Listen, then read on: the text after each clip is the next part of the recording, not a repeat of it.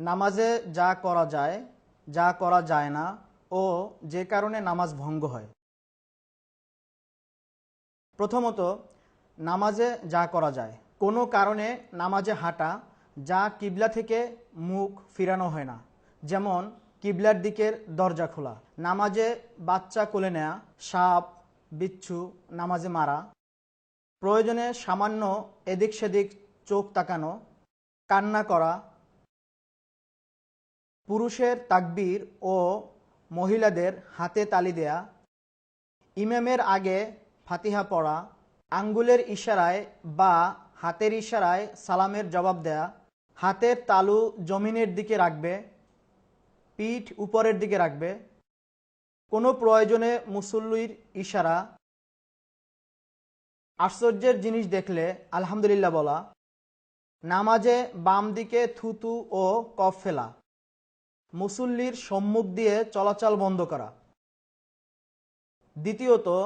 নামাজে মাকরুসমূহ, অনেক আজেবাজে চিন্তা নিয়ে নামাজে আসা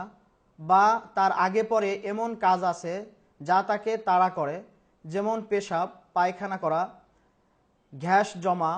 ক্ষুধা ও তৃষ্ণা লাগা, বা খাবার উপস্থিত হয়েছে এমন সময় নামাজ পড়া, বা এমন জিনিসের দিকে তাকানো যা তাকে নামাজে বিঘ্ন করে, অনর্থক কাজ করা যা নামাজে খুশুখুজু নষ্ট করে,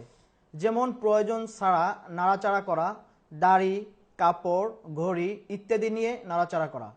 আঙ্গুল ফুটানো বা এক আঙ্গুলের ভিতরে অন্য আঙ্গুল ঢুকানো, প্রয়োজন ছাড়া এদিক সেদিক তাকানো, তবে শর্ত হলো শরীর কিবলা থেকে অন্যদিকে ফিরবে না, তাহলে নামাজ ভঙ্গ হয়ে যাবে। কোমরে হাত রাখা, কেননা ইহা ইহুদিদের কাজ।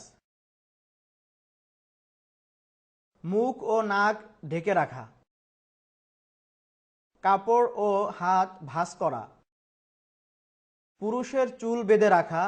ও খোপা করা, এতে সিজদায় তার চুল যেন সিজদা না হয় এরকম বোঝায়। কিবলার দিকে বা ডান দিকে কফ ফেলা, আকাশের দিকে তাকানো, প্রয়োজন ছাড়া চোখ বন্ধ করা, দুই বাহু সিজদার সময় বিছিয়ে দেয়া। তৃতীয়ত, নামাজ ভঙ্গের কারণসমূহ, কোনো শর্ত ছুটে গেলে, যেমন অজু ছাড়া নামাজ পড়লে, ইচ্ছাকৃত সতর খুলে ফেলা,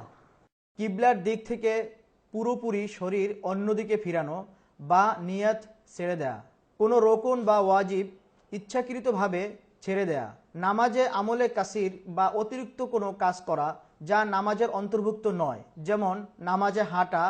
বেশি বেশি নড়াচড়া করা, অট্টহাসি দেয়া, ইচ্ছাকৃত কথা বলা, খানা ও পান করা, ইচ্ছাকৃত নামাজের রাকাত বাড়ানো বা রুকু বাড়ানো, ইমামের আগে মুক্তাদিরা সালাম ফিরানো।